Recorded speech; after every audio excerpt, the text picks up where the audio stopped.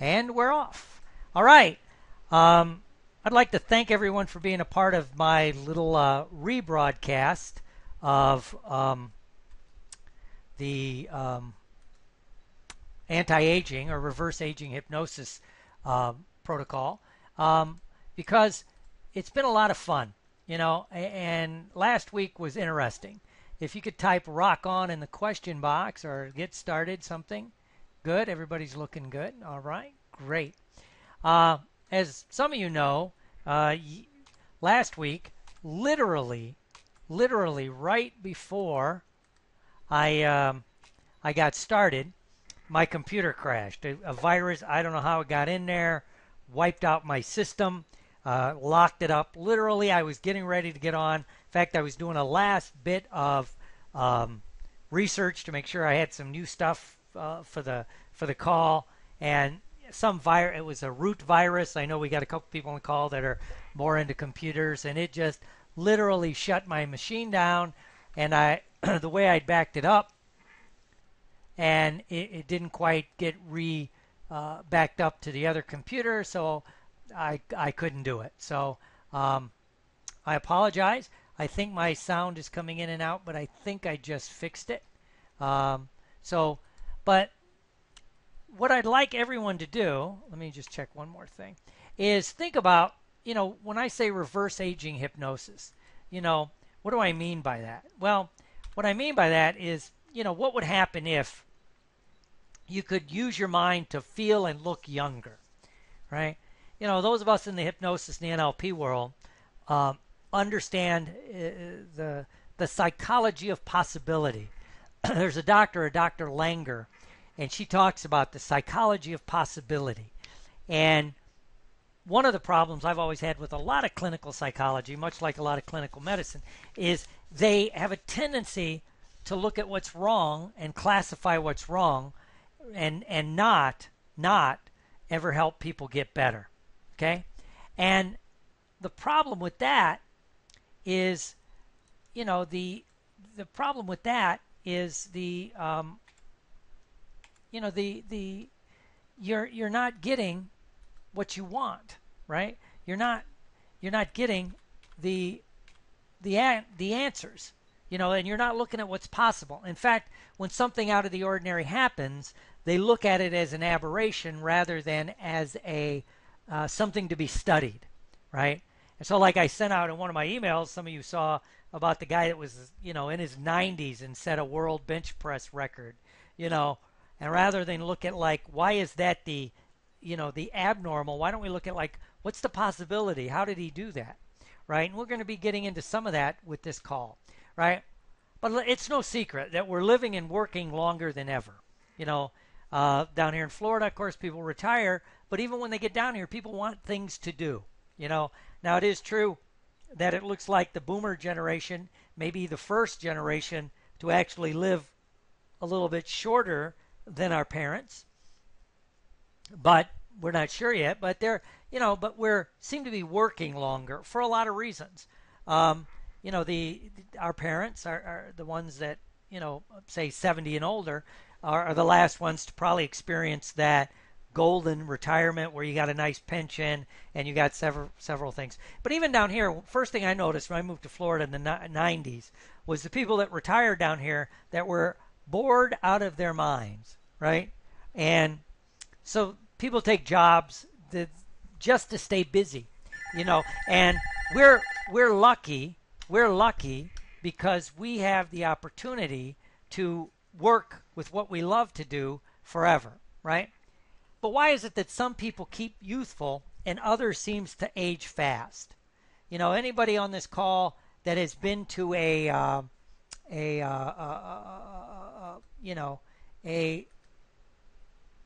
class reunion can tell you about. There's people there that look youthful and vibrant, and there's others that like, wow, is this the same class? I mean, they literally look almost a generation apart, right? Why is that? What's going on, right? But we all want to look and feel younger, right? And there's some truth that energy seems to drop as we age unless you do certain things, right? But let's one of the facts seems to be that we'll work longer than our parents did, right? Um, and again, those of us on the call that are private practitioners, we're lucky we can continue to work out of choice rather than necessity. But sometimes there's some necessity in there. But these are just some of the facts, right? And here's another big one. Society rewards youth and it penalizes age in the Western society. You know, and there's some interesting stuff when it gets into some of the research about aging and why it's skewed toward youthful people, and it makes the whole process of aging, what we know of, and even what some of the research points out, is kind of skewed. You know, they will talk about that, but a good example would be when someone takes a test, memory test, or a cognitive test currently, they may have questions which might not relate to someone 75 years old, right? And it's not necessarily that the 75-year-old has lost that much cognitive skill. It's the stuff asked on the question that would be important to a 20-year-old or maybe a 30-year-old that's not important to an older person. But the way the test is written, it's called research bias, it'll actually penalize the older people for nothing else other than thinking, well, this is not important to me. I never bothered to learn this, But here's what's generally tried about anti-aging, fighting aging, reverse aging. Obviously, surgery, plastic surgery. Those of us when we were some of you were on the weight loss thing I did that talked about, the bypass, or now it's gastric band, lap band surgery. Those of us who've been in the business for 25, 30 years remember it as, the stomach stapling, things like that, right? There's always the fad drugs and portions, whether it's HGH or some of the pharmaceuticals you can get, and then also the potions that you can buy that supposedly help. Crazy diets and food. Usually the diets and foods are based on some kind of fact, like, these people in this part of Russia live to be 105 and they're they're still working in their 90s. So they'll people will try some of their diets, or like in Okinawa, right? Some of their people will try that diet, and because that population seems to defy age, right? But it doesn't take into some other things. Of course, people read inspirational books, and of course they go to spas. And why it doesn't work when you try those things. Obviously surgery, plastic surgery, can leave you looking horrible. All you got to do is look at some of the movie stars. Maybe they went overboard. The Gary Busey's, Phyllis Diller, the list goes on, right? And, Dolly Parton. It's like, whoa, it can leave you looking worse, right? And of course, fad potions and diets and drugs rather can have side effects. It hasn't been thoroughly researched, and good or bad, we don't know. But it depends on what's going on with some of these things, right? And diets that are hard to follow, right? Like I said, like the people from the Ukraine that live forever or seem to live a long time, or Okinawa. But when you look at that, the diets are hard to follow here in America. But is it the diet or is it the lifestyle? These people in this part of the whatever it is, because they eat a lot of yogurt. For a while there was this yogurt diet, right? Because that's what these people ate a lot of, and they were all vibrant. Well, but guess what? They were working in their fields in their 80s and 90s because they had to, right? Same with Okinawa and that culture in that part of the Ukraine, from what I understand. But just like I know in Okinawa, age is revered. They want your feedback when you're working, as opposed to, look at our culture where, you're basically shown the door as you mature.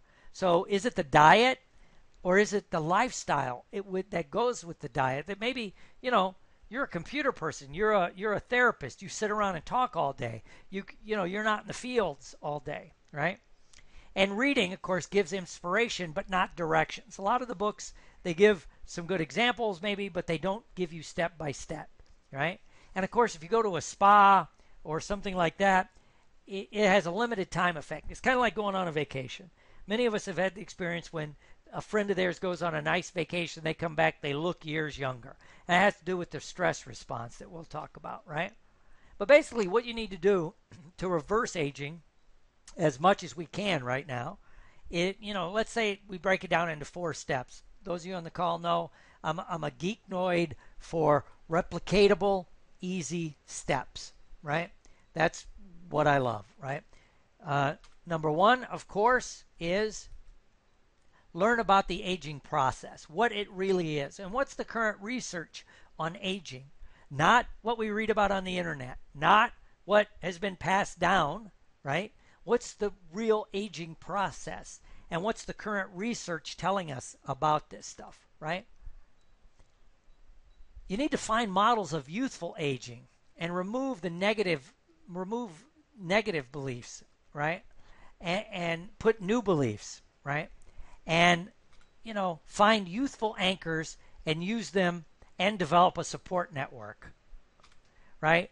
And to do this, you just have to stay youthful in your life, which sounds easy, but youthful in mind, body, and spirit, right?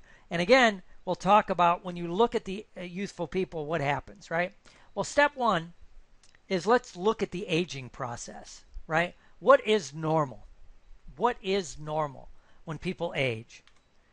What's abnormal? Like I said, when you talk about the bodybuilder, or not the guy that set the world's bench press record at 93, is that normal or is it abnormal?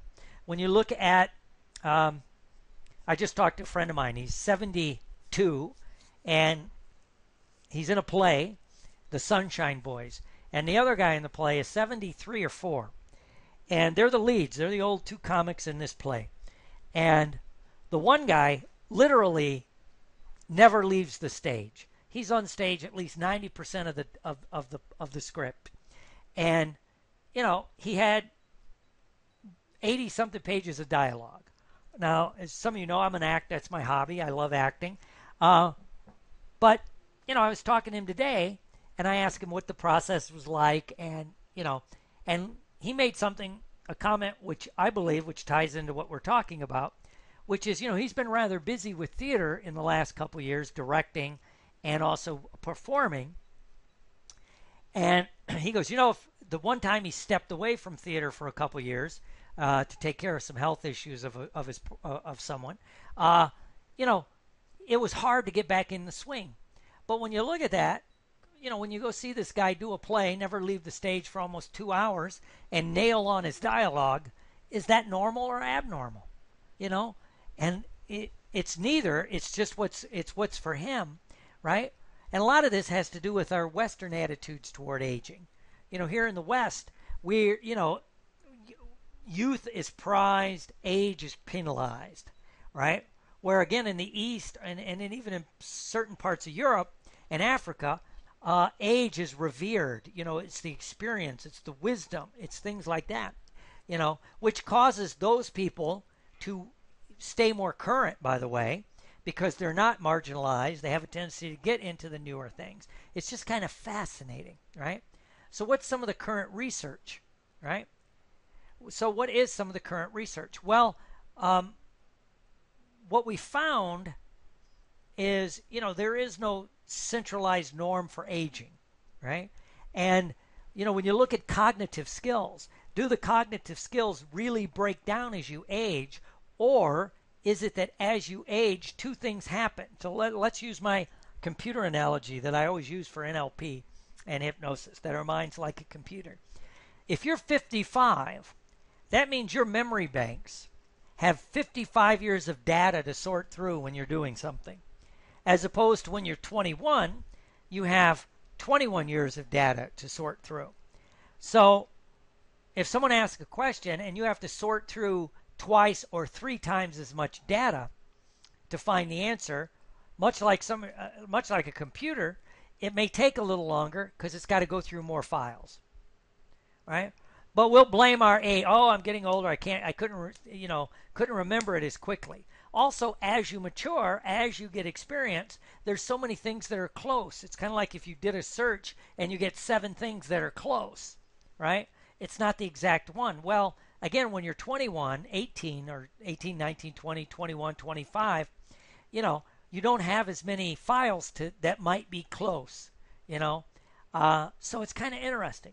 Also, as you mature, the other thing that happens, what you place value on really starts to shift, right? You know, uh, is it that your cognitive skills are slipping because you're 55, or is it because you're not up on what some younger people would call current events, or is it the fact that you're 55 and you could give a rat's ass about American Idol or Dancing with the Stars or any of the current reality TV? It's not what you're into, so you put no emotional or psychological energy into that, right? Um, and it's also, as you mature, you have other things to go through. So you may not be the first to jump into a new technology. And again, it's not that your cognitive skills are slipping. It's that, you're going to wait and then jump in later because you've had experiences like, Facebook isn't going away.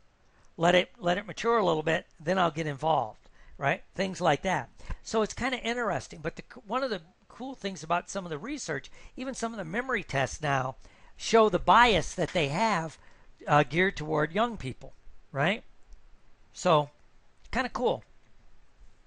I'm going to get in more of this later, but it's like it's separating myth from reality. Step 2, again, we need examples of normal aging, and then we need youthful examples, right? And again, it's all personalized. So your normal aging process can be much different, right? You need to analyze your current beliefs about aging, right? How many times have you caught yourself saying, "Well, at my age, what the hell does that mean?" Again, there's a guy in my wife's trapeze thing. He's 80. I think he just turned 82. He might be 83. But if he shook your hand, you better get your grip ready because he's got a crushing grip. Climbs the wire ladder. He swings very strong, right? He's 80 something years old, and he didn't get involved in trapeze till he was 70, right? He was an ex-cowboy. But it's like, is that normal? You're right, and he's up there flying. He's doing great,